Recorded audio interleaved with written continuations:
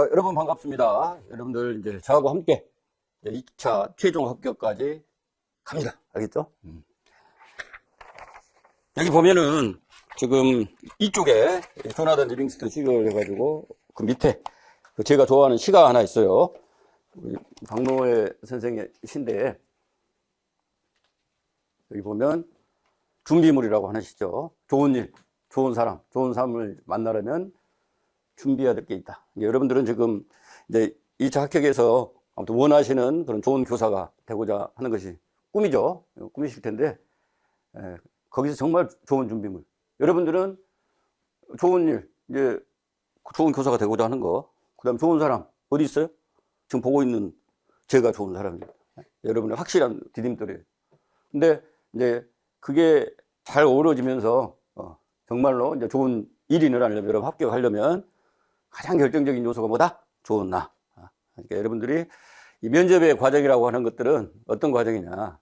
여러분들이 이제 교사로서 현장에서, 일을 잘 해 나가기 위해서 머리도 갖춰야 되지만 가슴과 손발도 갖춰야 됩니다. 그러니까 이 면접이라고 하는 과정을 통해서 여러분들이 다시 한번 진지하게 교사란 무엇인가 라고 하는 것들을 고민을 하면서 거기에 필요한 자질을 길러내는 거예요. 그래서 이 면접, 이 과정이 그냥 단지 시험 보는 과정으로 끝나는 것이 아니고 그 과정을 통해 가지고 여러분들이 또 애벌레에서 번데기에서 나비로 이렇게 변하는 그런 성장의 시간이다. 발달의 시간이다. 그 어렵고 힘든 것들이 있겠죠. 흔들지 마시고 그 과정을 잘 가시기 바랍니다. 준비됐습니까? 그럼 준비됐습니다. 뭐가 준비됐습니까? 좋은 나가 준비됐습니다. 이런 마음으로 매 강의 잘 여러분 따라오시기 바랍니다. 자, 그 다음에 보면 제가 진행하는 이번 특강 간단히 소개합니다. 반은 이렇게 3개의 반으로 평가원반, 경기반, 서울반 이런 식으로 운영이 되고요. 지금 보면은 진행은 어떻게 되냐. 쭉 보면은 면접 알고리즘 오늘 하는 거예요. 오늘 하는 것부터 시작해가지고 쭉 이제 응시 지역별로 그 특색을 살려가지고 진행이 이렇게 됩니다. 이렇게 진행이 된다라고 하는 거고, 또 꼭 필요하다고 하면 내가 플러스 알파 해가지고 별도의 인강 이것이 제공될 수도 있습니다. 알겠어요? 그런 것들은 여러분한테 문자로 이렇게 알려지니까 활용을 하시면 되고요.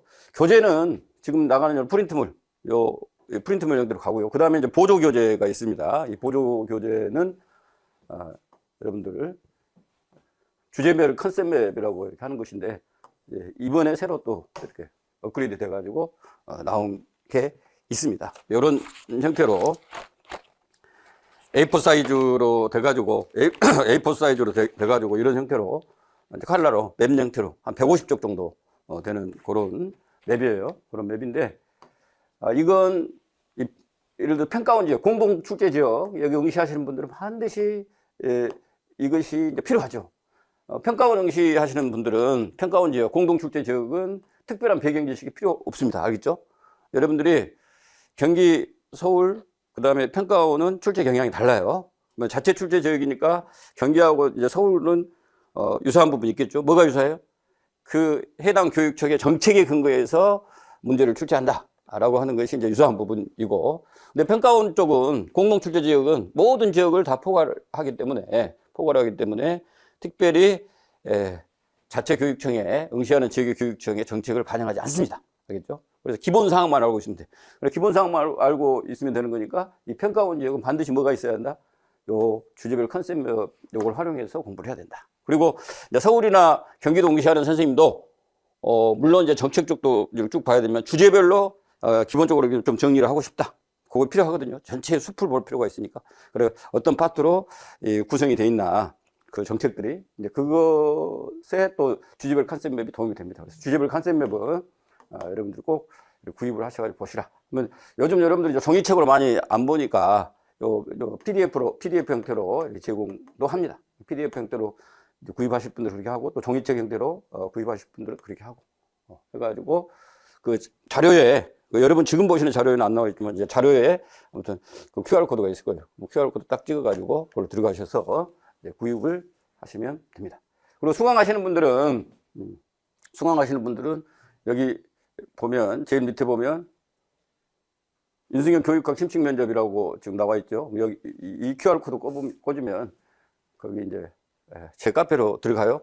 들어가면, 거기서 등업 신청을 한 것이 있는데, 그 등업 신청에서 우수회원 등업 신청을 하셔요. 하시면, 거기에 아무튼 면접과 관련된 자료, 그런 자료들이 앞으로 계속 업로드가 됩니다. 그러니까 여러분들이 이제 그런 자료를 활용하시면 되겠습니다.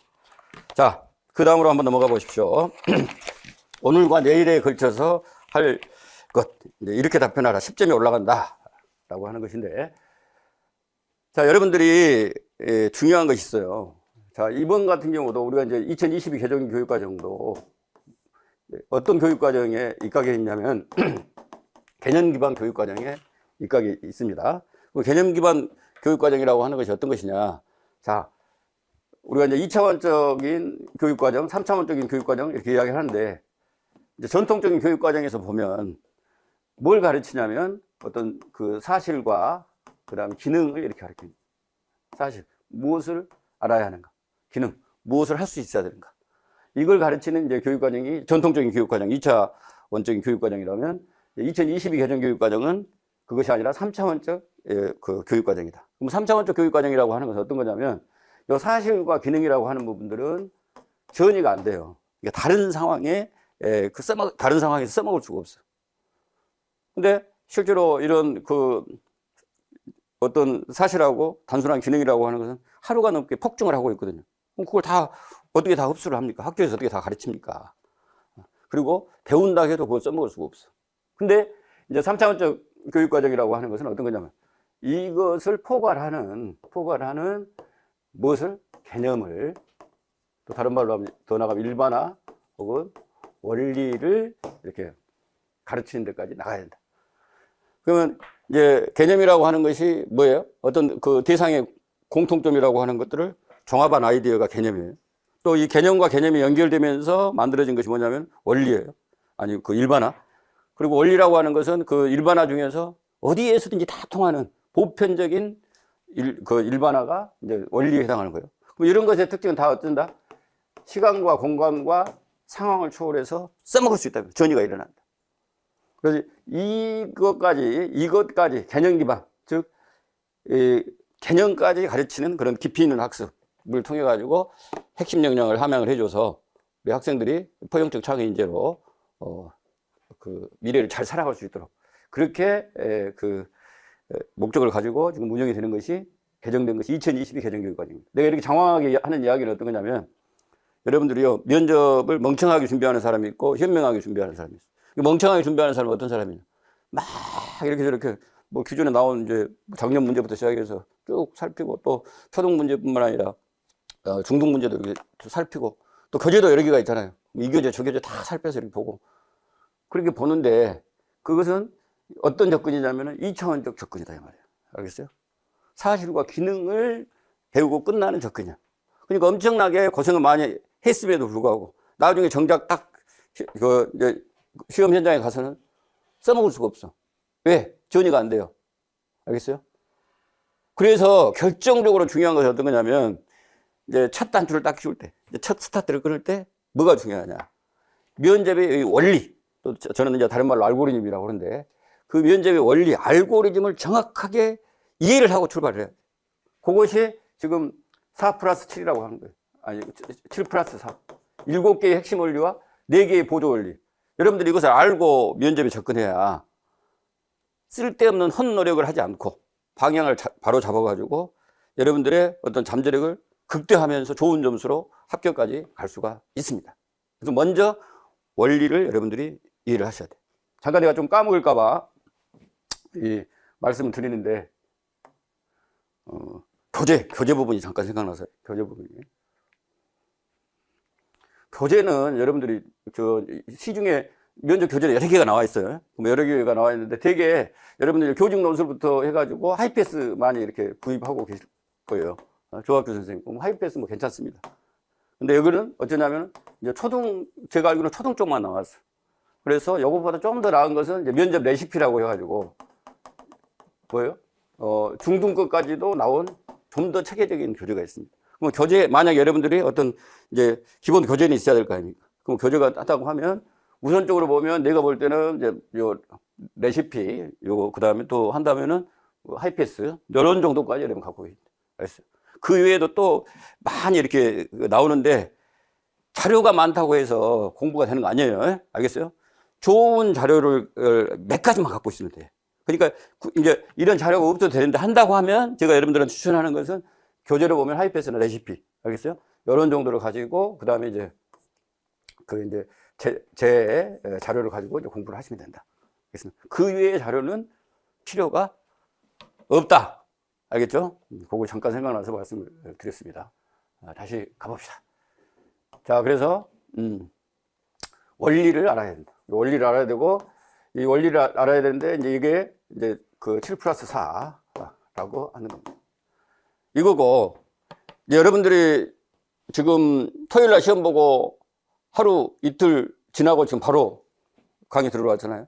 잘하신 거예요. 왜냐하면 우리 초등 같은 경우는 네가 보면 한 일주일 정도 많으면 한 뭐 10일 정도 엎어져 있다가 그 다음에 이제 눈곱 띄고 뭐 부시시 하면서 뭔가 좀 시작하려고 하는 경향이 있어. 절대 그렇게 하면 안 됩니다. 이제 수업 실험 같은 경우는 아마도 이제 그 재학생의 경우는 어떻게 되냐?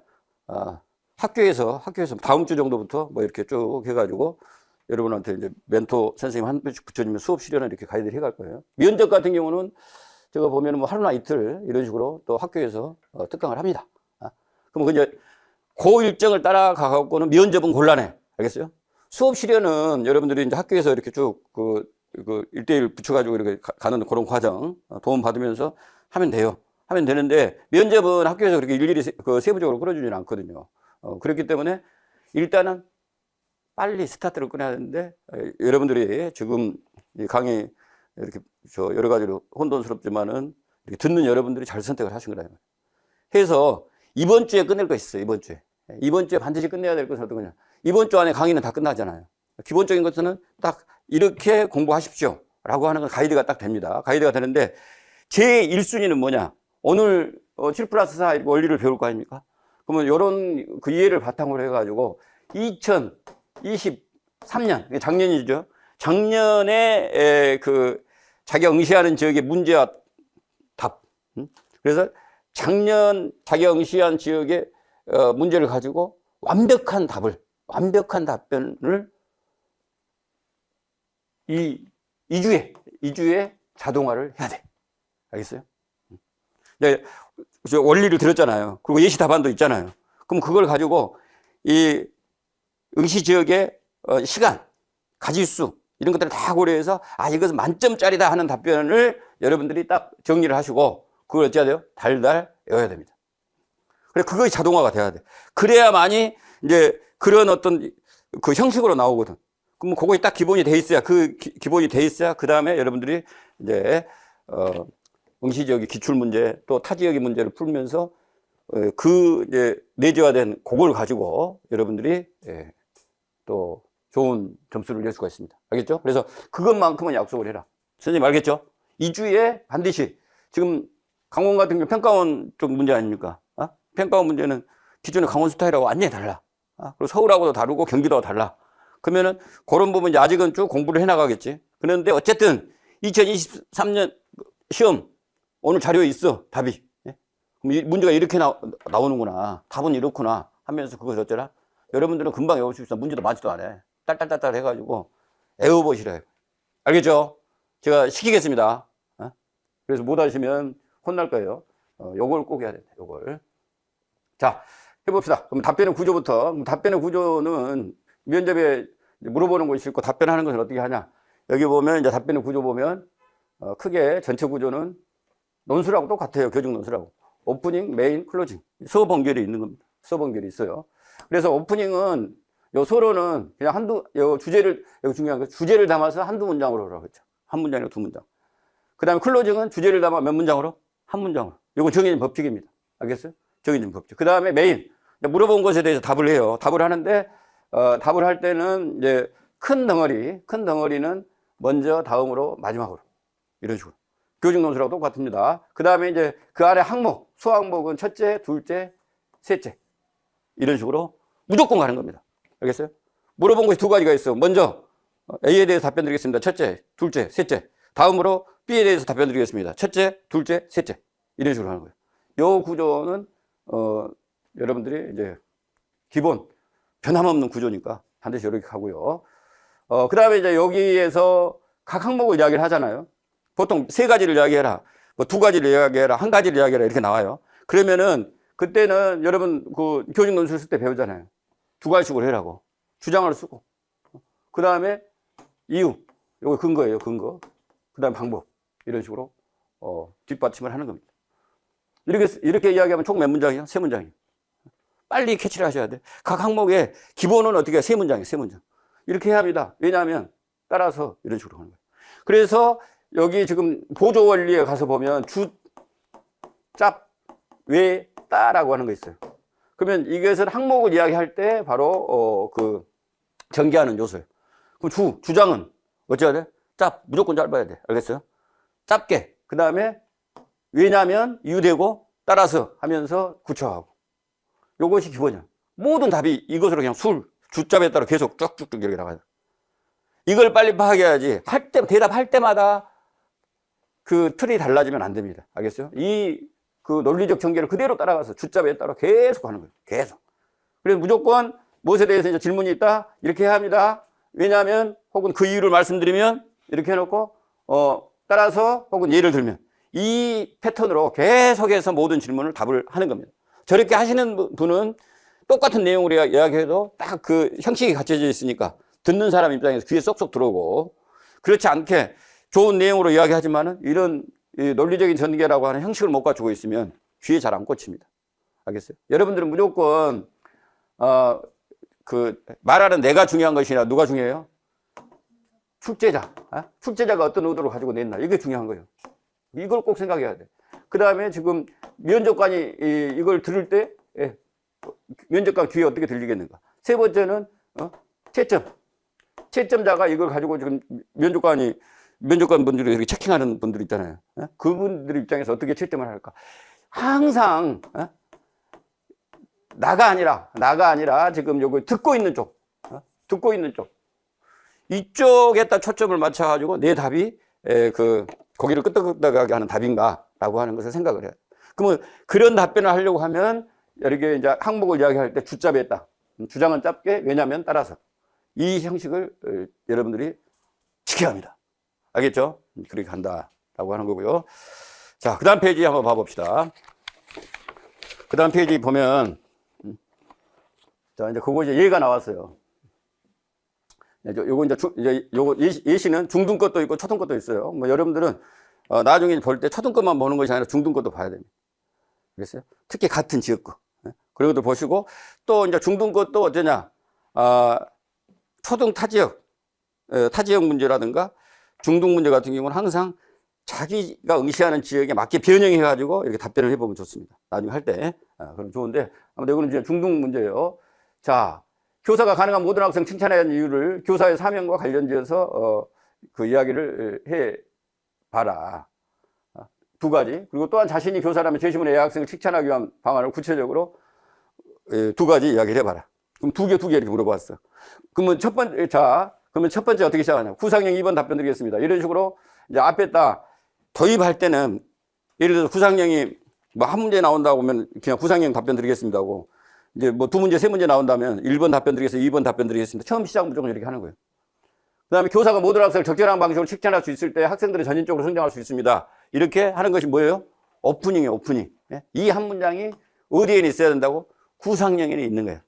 알겠죠? 구상형은 여러분한테 시간을 주고 구상을 하게 만들잖아요. 10분을 주던가 5분을 주던가 이렇게 해서 먼저 정리를 하게 한 다음에 답변을 하게 하는 거니까 충분히 어째요? 이거 시간적인 여유가 있습니다. 그리고 이제 미리 이렇게 준비를 해놔서 보면 뭐 딱 그 어울리는 그런 한 문장을 이야기할 수가 있어요. 그러니까 이건 말 안 해도 돼. 사실은 이건 결정 요소가 아니니까 말 안 해도 되지만, 여러분들이 조금이라도 더 0.1점이라도 더 좋은 답변으로 가야 될 거 아닙니까? 그러면은 똑같은 내용이라도 포장을 예쁘게 잘해줘야 된다고. 그러면 이제 말을 할 때도 여는 말이 있고 마지막에 닫는 말이 있으면 좋겠죠. 그러면 요걸 한 문장이나 두 문장을 해줘요. 요 주제는 어떤 거냐면 칭찬 아닙니까? 칭찬. 그러면 이렇게 칭찬을 잘 해줄 때, 잘 해줄 때 이렇게 전인적으로 학생들이 성장할 수 있습니다. 혹은 여러분들이 이제 이런 말들을 입에 익어야 되는 말이 있는데 2022 개정교육과정에서 인재상이 어떤 상이에요? 인재상이 뭐예요, 선생님? 2022 개정교육과정. 포용적 창의 인재야. 그럼 그런 말들을 써야 돼. 알겠어요? 특히 평가원 같은 데서는 써야 돼. 적절한 방식으로 칭찬할 수 있을 때 학생들은 포용적 창의 인재로 성장할 수 있습니다. 이런 말들을 이제는 여러분들이 학교 문법에 맞는 용어들 있잖아요. 그런 용어들을 의도적으로 써주려고 그래야 돼. 그럼 그런 것들도 나중에 이제 목록이 있어야죠. 그런 표현들을 써주는 거예요. 써주는 거예요. 뭐 내가 그만큼 이 교육과정에 대한 혹은 학교 현장에 대한 폭넓은 이해가 있습니다. 라고 하는 걸 반증해 주니까. 한 문장에, 자, 먼저, 이렇게 했죠. 봐보세요. 틀만 봐보세요. 틀. 먼저 해가지고 했고, 그 다음 다음으로 이렇게 했죠. 이렇게 무조건 이 논점별로, 처음은 무조건 먼저 다음으로 마지막으로. 알겠어요? 그런 식으로 하고, 그 다음에 첫째, 둘째, 첫째, 둘째. 무조건 그렇습니다. 첫 번째, 두 번째 없어요. 첫 번째로는, 두 번째로는 이런 말도 없어. 뒤에다 군말을 절대 붙이지 마. 알겠어요? 지금 제가 이제 강조하는 것이 단순, 단단, 그 다음에 단아. 여러분이 교직문서 답변하는 단순하게 해야 되고, 단단하게 해야 되고, 단아하게 해야 된다. 이거 3단을 강조하는데, 단순하게 한다라고 하는 것은 어떤 거냐. 지금 군 더덕이를 없애는 거야. 불필요한 말. 알겠죠? 지금 물어본 것하고 하등에, 물어본 것하고 별로 상관이 없는, 점수하고 상관이 없는 말은 될 수 있으면 다 잘라내야 돼. 덜어내야 돼. 그래서 이런 사소한 것도 지금부터 훈련해야지. 무조건 첫째, 둘째, 셋째. 다른 표현 쓰면 안 됩니다. 그런 식으로 훈련을 줘야 되겠죠. 그래서 여기 보면은, 자, 첫 번째 질문, 모든 교사가 칭찬해야 되는 이유를 말씀드리겠습니다. 여기 보면 그렇게 물어봤죠. 교사와 사명과 관련 이제 칭찬을 해주라.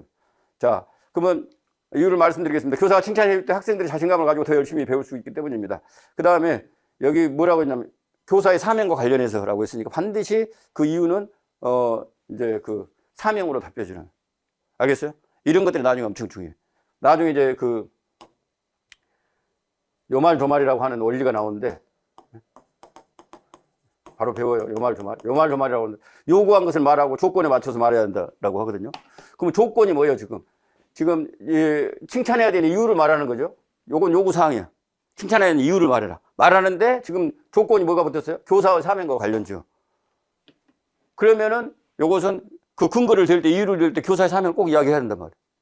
알겠습니까? 그렇게 해야 여기 출제자의 의도에 맞게 여러분들이 답변을 하는 것이고 좋은 점수를 얻는 겁니다. 그래서 여기 보면은 칭찬해 줄 때 학생이 자신감을 가지고 더 열심히 배울 수 있기 때문입니다.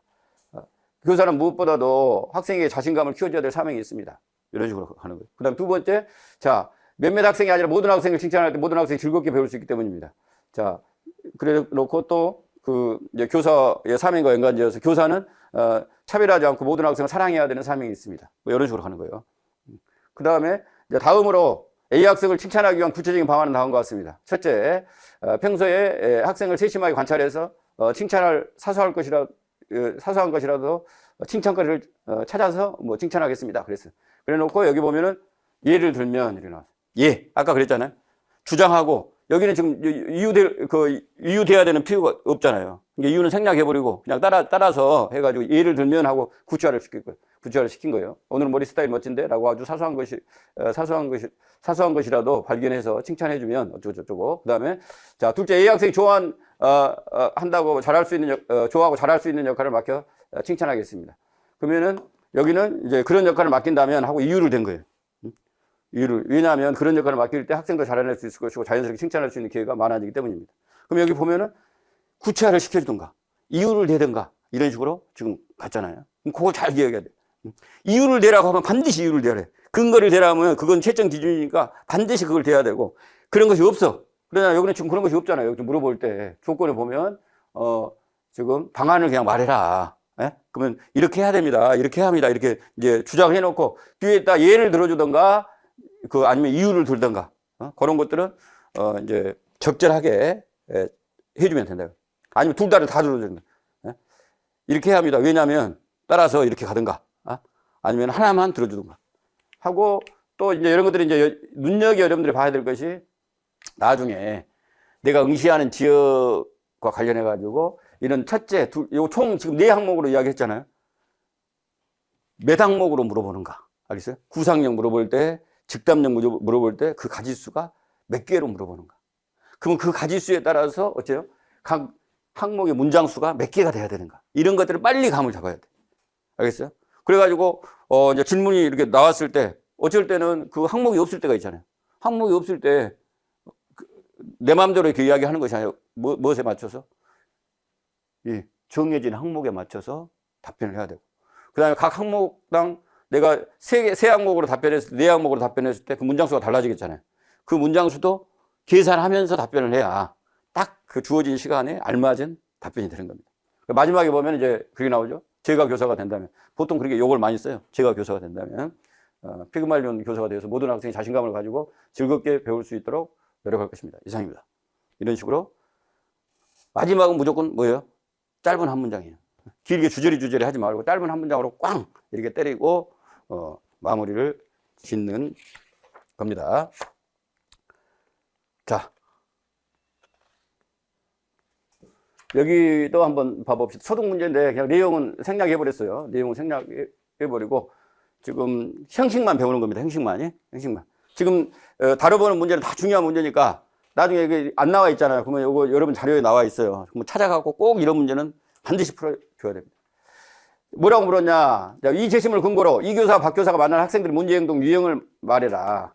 그 다음에 각 교사가 해당 학생이 할 수 있는 개별적 지도 방안을 한 가지씩 이야기를 해라. 그리고 김 교사가 말한 문제행동을 예방할 수 있는 수업 운영 방안을 구체적으로 한 가지 말해봐라. 이런 식으로 지금 나왔습니다. 그러면 여기 이제 평가원 같은 경우는 요 구상형이 총 맥시멈 얼마의 시간이 주어진 거냐면은 5분의 시간이 주어진 겁니다. 알겠어요? 평가원 같은 경우는 구상형 한 문제, 그 다음에 즉답형 두 문제, 그런 식으로 나오거든요. 그러면 구상형 한 문제 같은 경우는 그냥 자기가 답변을 자율적으로 하는 거예요. 그럼 5분 안에 끝내야지. 뒤에 것도 저 두 문제 있으니까. 이제 그런 문제인데, 자, 봅시다. 구상형 1번 답변 드리겠습니다. 우리 공공교육은 학생이 즐겁게 배우는 학생 중심 수업을 강조하고 있습니다. 그런 수업을 하려면 교사가 수업 중에 문제행동을 예방하고 문제행동이 발생했을 때 효과적으로 대처할 수 있습니다. 그럼 요거 이제 주제가 어떻게 되냐? 수업 중 문제행동에 대해서 어떻게 대처할 것인가? 라고 하는 거예요. 그런 거고, 자, 이것도 한번 참고해 보세요. 우리 공공교육은 학생이 즐겁게 배우는 학생 중심 수업을 강조하고 있습니다. 그럼 요거 지금 수업 중 문제행동을 어떻게 지도할 것인가 하니까 수업으로 지금 접근하고 있는 거예요. 알겠죠? 그러면서 앞에 표현을 잘 봐보세요. 우리 공공교육은, 우리 경기교육은, 우리 강원교육은, 우리 이제 부산교육은 이런 식으로 접근할 수 있습니다. 이것이 좋은, 요거 지금 두 문장으로 돼 있죠. 두 문장으로 갈 때 이런 식으로 접근할 수 있다. 우리 경기교육은 단 한 명의 학생도 포기하지 않는 책임교육을 강조하고 있습니다. 이런 식으로 주제와 관련된 것을 딱 집어내고, 그러니까 평가원 같은 경우는 사실 교육청의 그 정책을 자체 출제 지역처럼 이해할 필요는 없다고 그랬잖아요. 하지만 기본 가닥은 알고 있어야 돼. 예를 들어 강원교육청에서 수업에 대해서 뭐라고 이야기하고 있는가, 생활지도에 대해서 뭐라고 하고 있는가, 진로교육에 대해서 뭐라고 하고 있는가, 또 지역 연계 교육과정에서 뭐라고 이야기하는가, 그런 것에 굵직굵직한 것에 대해서는 알고 있어요. 그래서 우리 강원교육은 여러한 수업을 강조하고 있습니다. 이렇게 딱 때려주면 훨씬 그 면접관 입장에서 보면, 저 선생님은 지금 강원교육에 대해서 충분한 어떤 그 이해가 있구나, 이런 느낌이 있잖아요. 그런 좋은 분위기를 깔아주는 거예요. 그런 식으로 요거 하나의 요령이에요. 구상형 하나 정도는 이렇게 여러분들이 해볼 수 있어요. 알겠어요? 혹은 구상형이나 나중에 이제 즉답형 같은 경우는 이렇게 오프닝 멘트를 그냥 날려버리거든요. 시간이 없으니까 안 써. 즉답형 같은 경우는 그냥 오프닝 날려버리고 메인만 해. 그다음 클로징도 시간이 있으면은 해. 대신에 시간 없으면 안 해. 왜? 즉답형은 계속 시간의 압박을 받기 때문에 잘못했다가는 그 말해야 되는 내용 제대로 말 못하고 그 시간에 덫에 걸릴 수가 있거든요. 그런 경우 아주 많습니다. 특히 이제 서울하고 경기도가 그런 경우가 엄청 많아요. 그렇기 때문에 즉답형에서는 그냥 날려버리고 메인만 이야기를 해요. 근데 나중에 보면 좀 더 즉답형이 시간이 널널해. 그러면은 이런 오프닝 같은 거 이야기 할 수 있다고. 자기가 한두 가지 준비해놨다면 그런 것들을 살짝 이야기하면서 이 답변을 해주면 더 매끄럽겠죠. 자, 먼저 각 교사가 만난 학생들의 문제행동 유형과 지도 방안은 다음과 같습니다.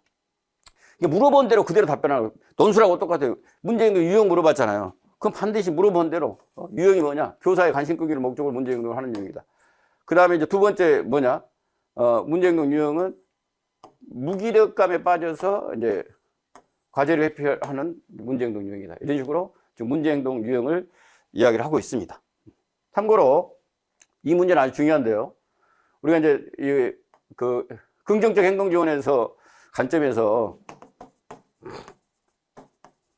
행동 지원에서 긍정적인 행동을 하도록, 바람직한 행동을 하도록 이제 지원하는 어떤 생활지도 방법이에요. 생활지도 방법에서 여러분들 꼭 알아야 될 것은 이 문제행동이라고 하는 것에 대해서 그냥 상을 주고 벌을 줘가지고 이 행동을 감소시키는 거. 이것은 여러 가지 문제점을 일으킵니다.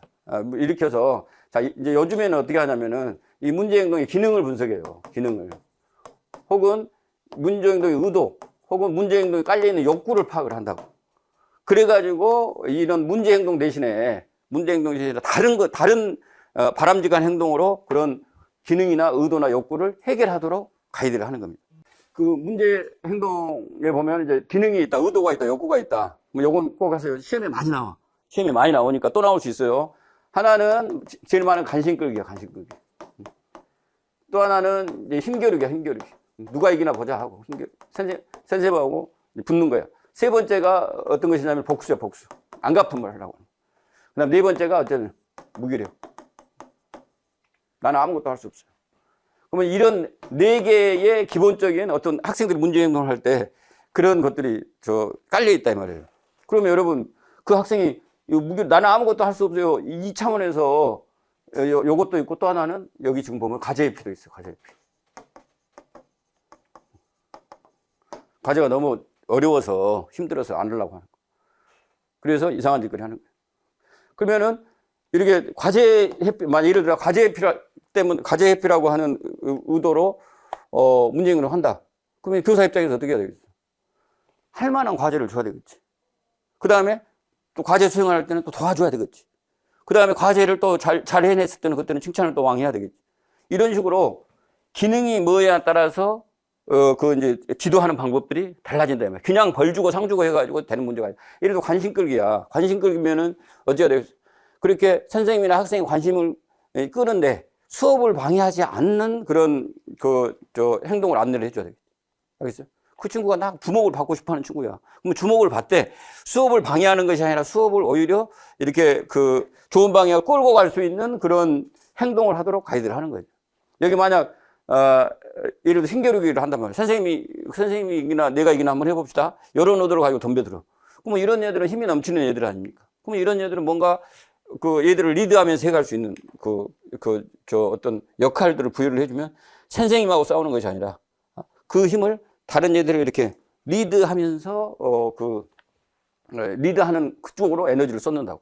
알겠어요? 그래서 이 부분은 여러분 풀다 보면 꼭 나와요. 문제행동과 관련해서 이거 수업 중 문제행동 이건 하나의 고전적인 주제입니다. 자주 나와. 그랬을 때 자 이 원인이 뭐냐? 그다음에 어떻게 해결하려 했을 때 원인을 접근할 때 이렇게 접근하고 그것에 맞게 이제 지도 방안들이 나오는 겁니다. 그럼 여기 보면은 이제 관심 끌기다 이 말이야. 관심 끌기 유형입니다. 해가지고 왜냐하면 교사에게 모든 일을 의존하고 엉뚱한 질문을 하는 원인은 교사의 관심을 끌기 위한 행동이라고 볼 수 있기 때문입니다. 따라서 이런 문제 행동을 지도하려면 수업을 방해하지 않는 행동으로 교사의 관심을 끌 수 있도록 지도해야 됩니다. 예를 들면 수업 중에 학습 자료를 나눠주는 일을 시킬 수 있습니다. 또 나른한 오후에 자신의 장기를 자랑할 수 있도록 짧은 시간을 허락할 수 있습니다. 그러면 수업을 방해하지 않고 교사의 관심을 끌 수 있을 것입니다. 자, 이것 형식을 보라고 낸 거예요. 주장을 했어. 그 다음에 뭐가 나왔어? 왜냐하면 하고 이유를 냈어. 그 다음에 따라서 하면서 어쩝니까? 이 주장한 것을 구체화를 해주세요. 따라서 이렇게 해야 합니다. 예를 들면 해가지고 여기서 짤막하게 짧게 이렇게 몇 가지 딱 대고 마무리를 지었습니다. 이런 식으로 전개를. 이거 가장 전형적인 답변의 구조입니다. 이렇게 해야 합니다. 왜? 따라서 이렇게 해야 합니다. 예를 들면 하면서 구체화 딱 해주고 마무리 짓는 거예요. 두 번째 한번 봐봅시다. 둘째, 박 교사가 만난 학생의 경우 문제행동 유형은 무기력감에 빠져 과제를 회피하는 문제행동을 하는 유형입니다. 왜냐하면 수업 중에 엎드려 있고 발표도 안 하고 친구들과 말을 하지 않는 모습은 모두 무기력증에 빠졌기 때문이라고 볼 수 있기 때문입니다. 하면서 사례를 근거로 해가지고 이제 이유를 대줬어요. 따라서 이런 문제 행동을 지도하려면 학생에게는 자신감을 가지고 과제를 수행할 수 있도록 지도해 줘야 됩니다. 예를 들면 학생과 구체적인 관련 있는 수업 주제로 흥미를 유발하거나 또 학생 자신이 자신감을 가질 수 있는 적절한 난이도의 과제를 제공하면 학생도 수업에 참여할 수 있을 것입니다. 자, 그 다음에 이제 문제 행동을 예방할 수 있는 수업 방안이라고 나왔어요. 그러면 이렇게 어떤 수업을 해야 되느냐? 그러면 그 수업은 아무튼 학생 중심, 학생 참여, 학생 맞춤형 수업 해야 돼요.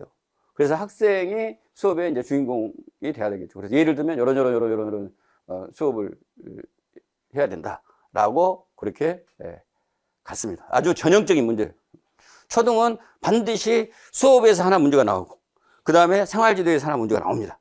통상 평가원 같은 경우는 수업과 생활지도가 조인트 되는 것이 구상용어로 하나가 딱 나와. 알겠죠? 그러면 수업과 생활지도는 저 평가원뿐만 아니라 우리 서울이나 경기도 다 마찬가지로 무조건 나오는 거지.